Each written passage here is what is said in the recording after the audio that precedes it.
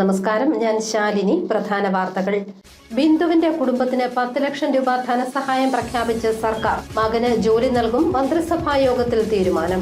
Medical college അപകടം. ജില്ലാ കളക്ടറുടെ റിപ്പോർട്ട് അടുത്തയാഴ്ച. ഉന്നതതല പഠനം ആവശ്യമായ 4 കാര്യങ്ങൾ റിപ്പോർട്ടിൽ. ജീവനായി 2 ആഴ്ച നീണ്ട പോരാട്ടം. 6 പേർക്ക് പുതുജീവനേകി തിരുവഞ്ചൂർ സ്വദേശി അരുൺ മടങ്ങി. ചിറക്കടവ് കൃഷിഭവന്റെ നേതൃത്വത്തിൽ കർഷക സഭയും ഞാറ്റുവേല ചന്തയും. കർഷകരുടെ ഉൽപ്പന്നങ്ങളുടെ പ്രദർശനവും വിപണനവും. വാർത്തകൾ വിശദമായി. കോട്ടയം മെഡിക്കൽ കോളേജ് ആശുപത്രിയിൽ ശുചിമുറി കെട്ടിടം തകർന്നു വീണ് വീട്ടമ്മ മരിക്കാനിടയായ സംഭവത്തിൽ 10 ലക്ഷം രൂപ ബിന്ദുവിന്റെ കുടുംബത്തിന് സംസ്ഥാന സർക്കാർ ധനസഹായം നൽകും. മന്ത്രിസഭാ യോഗത്തിലാണ് തീരുമാനമുണ്ടായതെന്ന് മന്ത്രി VN വാസവൻ അറിയിച്ചു. കോട്ടയം മെഡിക്കൽ കോളേജ് ആശുപത്രിയിൽ ശുചിമുറി കെട്ടിടം തകർന്നു വീണു മരിച്ച തലയോലപ്പറമ്പ് സ്വദേശിനി ബിന്ദു വിശ്രുതന്റെ കുടുംബത്തിന് 10 ലക്ഷം രൂപ ധനസഹായം സംസ്ഥാന സർക്കാർ പ്രഖ്യാപിച്ചു. ഇന്ന് ചേർന്ന മന്ത്രിസഭാ യോഗത്തിലാണ് പ്രഖ്യാപനമുണ്ടായത്.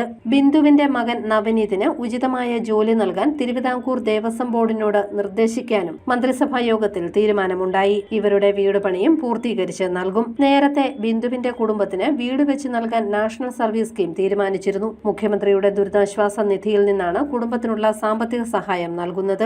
ഈ മാസം 3-ാം തീയതിയാണ് കോട്ടയം മെഡിക്കൽ കോളേജിന്റെ വാർഡിലെ ഒരു ഭാഗം ഇടിഞ്ഞു വീണ് അപകടമുണ്ടായത്.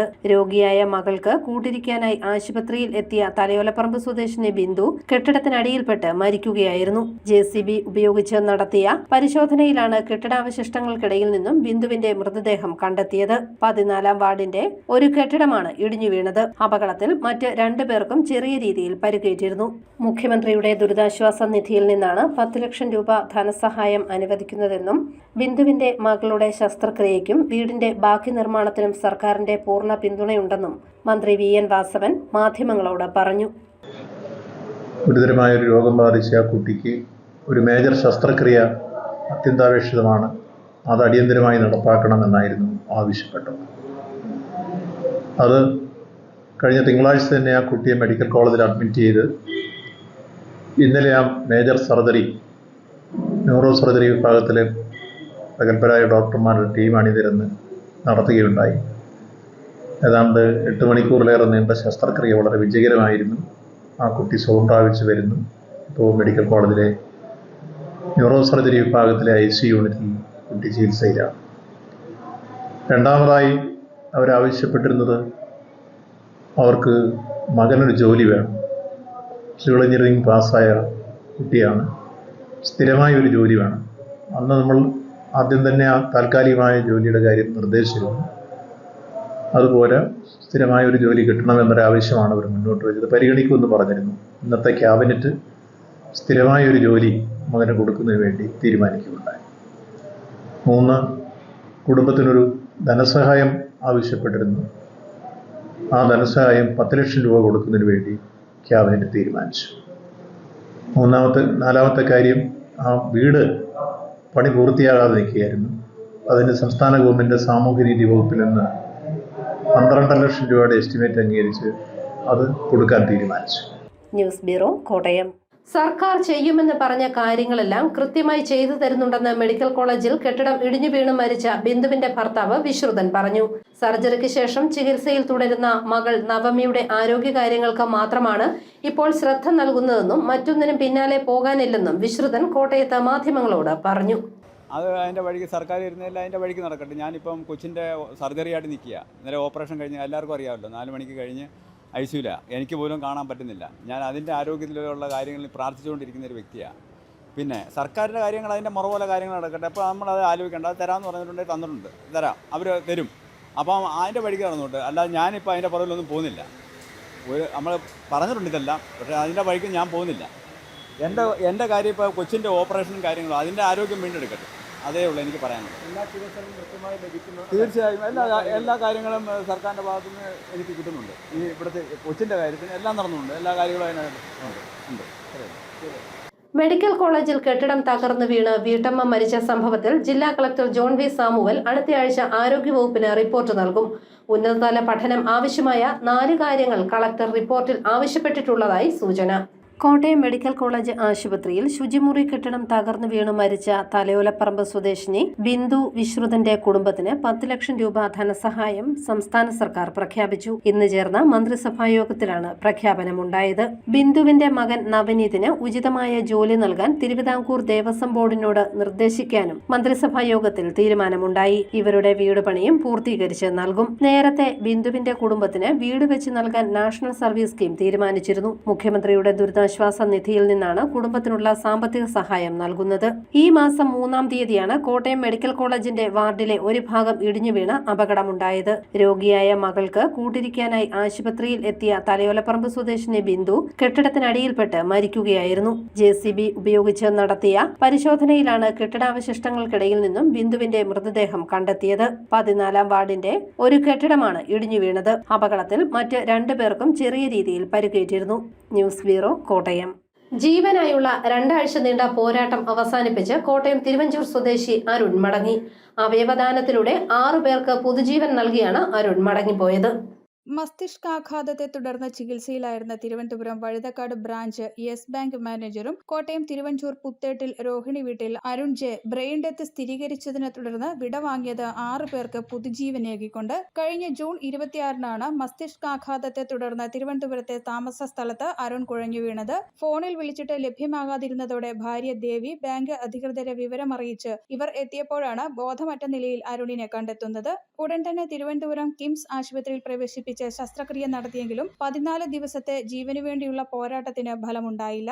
ജൂലൈ 8-ന് രാത്രി 9:29-ന് ബ്രെയിൻ ഡെത്ത് സ്ഥിരീകരിച്ചതോടെ കുടുംബത്തിന്റെ പ്രതീക്ഷയും നഷ്ടപ്പെട്ടു. എന്നാൽ അവയവദാനത്തിന് അരുൺ മുൻപ് സമ്മതപത്രം നൽകിയത് അറിയാവുന്ന ഉറ്റ ബന്ധുക്കൾ സംസ്ഥാന സർക്കാരിന്റെ മൃതസഞ്ജീവനിയിലേക്ക് അരുണിന്റെ 2 വൃക്കകൾ, കരൾ, ഹൃദയവാൽവ്, 2 നേത്രപടലങ്ങൾ എന്നിവ കേരളത്തിലെ വിവിധ ആശുപത്രികളിൽ ചികിത്സയിലുള്ള രോഗികൾക്ക് ദാനം ചെയ്തു. തുടർന്ന് അരുണിന് ആശുപത്രി അധികൃതർ ഗാർഡ് ഓഫ് ഓണർ നൽകിയാണ് മൃതദേഹം ബന്ധുക്കൾക്ക് വിട്ടു നൽകിയത്. അരുണിന്റെ സംസ്കാരം ഇന്ന് ഉച്ചകഴിഞ്ഞ് വീട്ടുവളപ്പിൽ നടന്നു.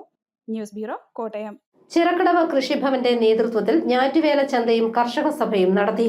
ഇതോടൊപ്പം കർഷകർ ഉൽപ്പാദിപ്പിച്ച ഉൽപ്പന്നങ്ങളുടെ പ്രദർശനവും വിപണനവും നടന്നു.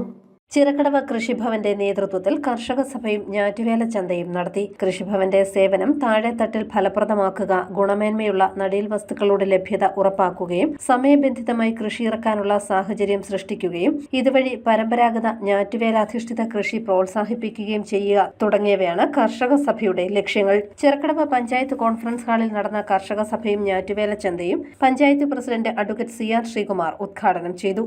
നമ്മുടെ ആഹാര സാധനങ്ങളായിട്ടുള്ള പച്ചക്കറി അടക്കമുള്ള കാർഷിക ഉൽപ്പന്നങ്ങളെ സംബന്ധിച്ചിടത്തോളം വിദേശ അല്ലെങ്കിൽ നമ്മുടെ കേരളത്തിന് വെളിയിലുള്ള സംസ്ഥാനങ്ങളിൽ നിന്നും മറ്റും വരുന്ന പച്ചക്കറികളിലെല്ലാം വളരെ ഗുരുതരമായ രീതിയിലുള്ള വിഷം ഉണ്ട് എന്നുള്ളത് നമുക്ക് എല്ലാവർക്കും അറിയാം.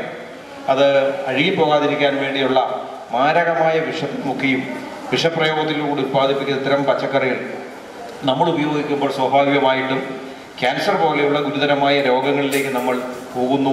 കിഡ്നി സംബന്ധമായ രോഗങ്ങളിലേക്ക്, കരൾ സംബന്ധമായ രോഗങ്ങളിലേക്കൊക്കെ പോകുന്ന ഒരു വലിയ അപകടകരമായ സ്ഥിതിയും. ഇത്തരം സാഹചര്യത്തിലാണ് കാർഷിക മേഖലയിലെ പ്രത്യേകിച്ചും പച്ചക്കറി പോലെയുള്ള കൃഷിയെ സംബന്ധിച്ചിടത്തോളം നമുക്ക് വിപണനത്തിന് പറ്റുമെങ്കിൽ ഉണ്ടാക്കാൻ പറ്റിയ അല്ലെങ്കിൽ പോലും സ്വന്തം ഉപയോഗത്തിനെങ്കിലും അവനവൻ്റെ തൊടിയിൽ അവനവൻ്റെ ഉപയോഗത്തിനെങ്കിലുള്ള പച്ചക്കറി ഉത്പാദിപ്പിക്കാൻ കഴിയണം. അത് നമ്മുടെ ജീവന്റെ ഒരു നിലനിൽപ്പിന്റെ പ്രശ്നമായി മാറിയ ഒരു കാലഘട്ടത്തിലൂടെയാണ് നമ്മൾ പോയിക്കൊണ്ടിരിക്കുക. വൈസ് പ്രസിഡന്റ് സതീഷ് സുരേന്ദ്രൻ അധ്യക്ഷയായി. വാഴൂർ ബ്ലോക്ക് വികസനകാര്യ standing committee chairman Shaji Pampoori, advocate Sumesh Andrews, Shobhana Muttam, Antony Martin, B Raveendran Nair തുടങ്ങിയവർ പങ്കെടുത്തു. കൃഷി അസിസ്റ്റന്റ് ഡയറക്ടർ സിമി ഇബ്രാഹിം പദ്ധതി വിശദീകരിച്ചു. ഇതോടനുബന്ധിച്ച് പച്ചക്കറി തൈകളുടെ വിതരണവും വിത്ത് വിതരണവും നടന്നു. ഞാറ്റുവേല ചന്തയുടെ ഭാഗമായി ചിറക്കടവ് കൃഷിഭവന്റെ പരിധിയിലുള്ള കർഷകർ ഉൽപ്പാദിപ്പിച്ച വിഷരഹിത പച്ചക്കറികളുടെ പ്രദർശനവും വിപണനവും നടന്നു. പാവയ്ക്ക, പയറ്, ആകാശവെള്ളരി, തക്കാളി, കോവയ്ക്ക, ചീനിമുളക്, വഴുതന തുടങ്ങിയ പച്ചക്കറികൾ വിറ്റഴിച്ചു. News bureau, Ponkunnam. 60ന്റെ നിറവിൽ കാഞ്ഞിരപ്പള്ളി സെന്റ് ഡൊമിനിക്സ് കോളേജ് വജ്രജൂബിലി ആഘോഷങ്ങൾ സെപ്റ്റംബറിൽ സമാപിക്കും. കാർഷിക മേഖലയിലെ കുട്ടികൾക്ക് ഉന്നത വിദ്യാഭ്യാസത്തിന് കവാടം തുറന്നുകൊടുത്ത കാഞ്ഞിരപ്പള്ളി സെന്റ് ഡൊമിനിക്സ് കോളേജ് 60ന്റെ നിറവിൽ 1965 ജൂലൈ 8-ന് പ്രവർത്തനം ആരംഭിച്ച സെന്റ് ഡൊമിനിക്സ് കോളേജ് ഇന്ന് വിപുലമായ വിദ്യാഭ്യാസ സൗകര്യങ്ങളോടെയാണ് 60ാം വാർഷികം ആഘോഷിക്കുന്നത്. ചങ്ങനാശ്ശേരി അതിരൂപതയുടെ ഫെറോന പള്ളിയായിരുന്ന കാഞ്ഞിരപ്പള്ളി സെന്റ് ഡൊമിനിക്സ് പള്ളിയുടെ മാനേജ്മെന്റ് മാർ മാത്യു കാവുകാട്ട് 1965 2025 മാർച്ച് 25 കോളേജിന്റെ ശിലാസ്ഥാപനം നിർവഹിച്ചു. ജൂലൈ 8 ക്ലാസുകൾ ആരംഭിച്ചു. 3 ഗ്രൂപ്പുകളിൽ 5 ബാച്ചുകളിലായി 400 വിദ്യാർത്ഥികളും 14 അധ്യാപകരും 6 അനധ്യാപകരും ആയിട്ടായിരുന്നു തുടക്കം. 6 പതിറ്റാണ്ട് പിന്നിടുമ്പോൾ നിലവിൽ 13 ബിരുദ പ്രോഗ്രാമുകളും 6 PG പ്രോഗ്രാമുകളും 3 ഗവേഷണ കേന്ദ്രങ്ങളും ഉള്ള കോളേജിൽ 1600 വിദ്യാർത്ഥികളും 82 അധ്യാപകരും ഉണ്ട്.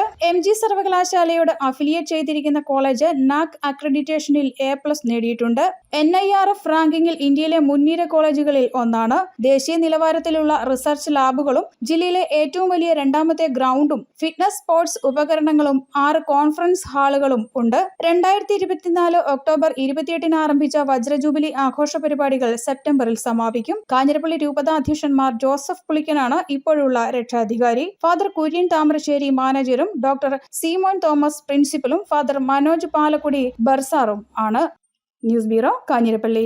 രാമായണ ശീലുകൾ നിറയുന്ന കർക്കിടക മാസം പിറക്കാൻ ഇനി 7 നാളുകൾ. രാമപുരത്തെ നാലമ്പലങ്ങൾ ഭക്തരെ വരവേൽക്കാനായി ഒരുങ്ങുന്നു.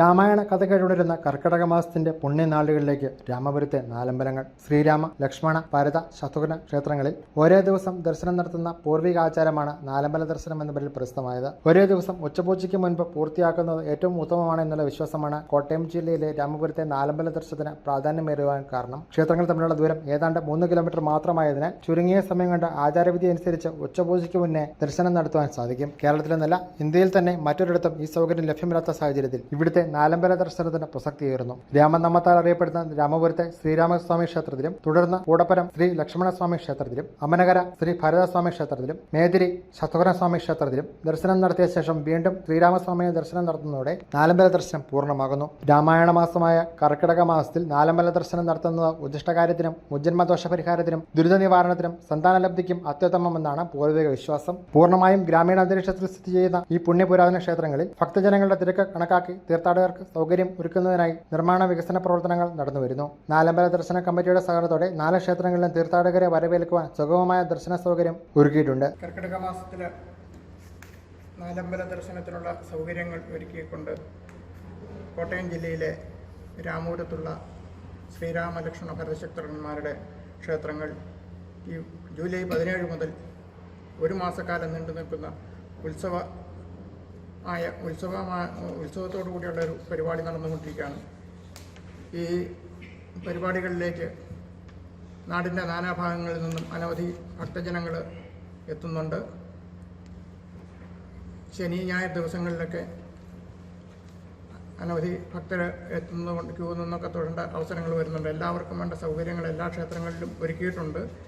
അതുപോലെ ക്ഷേത്രത്തിലേക്ക് വരുന്ന ഭക്തജനങ്ങൾക്ക് കേരളത്തിൻ്റെ നാനാഭാഗങ്ങളിൽ നിന്നും KSRTC പ്രത്യേക ബജറ്റ് ടൂറിസം പദ്ധതിയിൽപ്പെടുത്തിക്കൊണ്ട് ബസ് സർവീസുകൾ നടത്തുന്നുണ്ട്. ഈ വർഷം കഴിഞ്ഞ വർഷവും ഉണ്ടായിരുന്നു, ഈ വർഷവും ഉണ്ട്. കർക്കിടക മാസത്തിൽ ദർശന സമയം രാവിലെ 5 മുതൽ ഉച്ചയ്ക്ക് 12 മണി വരെയും വൈകിട്ട് 5 മുതൽ 8:30 വരെയുമായിരിക്കും. KSRTC ബജറ്റ് ടൂറിസം സെല്ലും നാലമ്പല ദർശന കമ്മിറ്റിയും സഹകരിച്ച് ജൂലൈ 18 മുതൽ ആഗസ്റ്റ് 16 വരെ എല്ലാ ജില്ലകളിൽ നിന്നും നാലമ്പല തീർത്ഥാടന യാത്രകൾ സംഘടിപ്പിച്ചിട്ടുണ്ട്. ഭക്തജനങ്ങൾക്ക് മുൻകൂട്ടി സീറ്റ് ബുക്ക് ചെയ്യാവുന്നതാണ്. ന്യൂസ് ബ്യൂറോ, പാല. പുതുപ്പള്ളി തലപ്പാടിയിൽ വീടുകൾ തോറും കയറി ചികിത്സാ സഹായം ചോദിക്കുകയും നൽകാത്തവരെ അസഭ്യം പറയുകയും ചെയ്ത മധ്യവയസ്കരെ നാട്ടുകാർ തടഞ്ഞ് പോലീസിൽ ഏൽപ്പിച്ചു. ഇരുവരും മദ്യലഹരിയിലാണെന്ന് പോലീസ് പറഞ്ഞു. 2 ദിവസമായി ഈ മധ്യവയസ്കർ മണർകാട് പ്രദേശങ്ങളിലെ വീടുകൾ തോറും കയറിയിറങ്ങി ചികിത്സാ സഹായം അഭ്യർത്ഥിക്കുകയായിരുന്നു. ഇന്ന് രാവിലെ മണർകാട് കവലയിലുള്ള കടകളിൽ കയറി ചികിത്സയ്ക്കുള്ള പണം ആവശ്യപ്പെടുകയും പണം നൽകാത്തതിനെ തുടർന്ന് കടക്കാരനോട് വഴക്കിടുകയും ചെയ്തു. തുടർന്ന് കവലയിൽ നിന്നും പുതുപ്പള്ളി റൂട്ടിലുള്ള തലപ്പാടി ഭാഗങ്ങളിലേക്ക് ഇരുവരും എത്തി വീടുകൾ കയറിയിറങ്ങി ചികിത്സാ സഹായം ആവശ്യപ്പെട്ടു. തലപ്പാടിയിലെത്തി വീട്ടമ്മയോട് പണം ആവശ്യപ്പെട്ടത് നൽകാത്തതിനെ തുടർന്ന് വീട്ടമ്മയെ അസഭ്യം വിളിച്ചു. ഇതേ തുടർന്ന് നാട്ടുകാർ പോലീസിൽ അറിയിക്കുകയും പോലീസ് എത്തി ഇരുവരെയും ചോദ്യം ചെയ്യുകയും ചെയ്തു. ഇവർ മദ്യലഹരിയിലാണെന്നും മറ്റ് പ്രശ്നങ്ങളൊന്നും ഉണ്ടാവില്ലെന്നും വീട്ടമ്മയ്ക്ക് പോലീസ് ഉറപ്പു നൽകി. News bureau, Kottayam. പൊൻകുന്നം കൂരാലിയിൽ അമ്പാടൻസ് അന്നാസ് ഫാമിലി റെസ്റ്റോറന്റ് പ്രവർത്തനം തുടങ്ങി. എലിക്കുളം പഞ്ചായത്ത് പ്രസിഡന്റ് ജിമ്മിച്ചൻ ഈറ്റത്തോട്ട് ഉദ്ഘാടനം ചെയ്തു. പഞ്ചായത്ത് അംഗങ്ങളായ സൂര്യമോൾ, അഖിൽ തുടങ്ങിയവർ ചടങ്ങിൽ പങ്കെടുത്തു. ബിരിയാണി, ഊണ്, തന്തൂരി, അൽഫാം, ഗ്രിൽഡ്, ഷവർമ, ജ്യൂസ് ഐറ്റംസ്, ഐസ്ക്രീം തുടങ്ങിയവയെല്ലാം ലഭിക്കും. ഹോം ഡെലിവറിയുമുണ്ട്. എലിക്കുളം പഞ്ചായത്ത് ഓഫീസിന് എതിർവശത്തായാണ് റെസ്റ്റോറന്റ്. സൗത്ത് പാമ്പാടി മുത്തുച്ചിപ്പിയിൽ രാജു വി നായർ നിര്യാതനായി. 72 വയസ്സായിരുന്നു. സംസ്കാരം നടത്തി. പ്രധാന വാർത്തകൾ ഒരിക്കൽ കൂടി.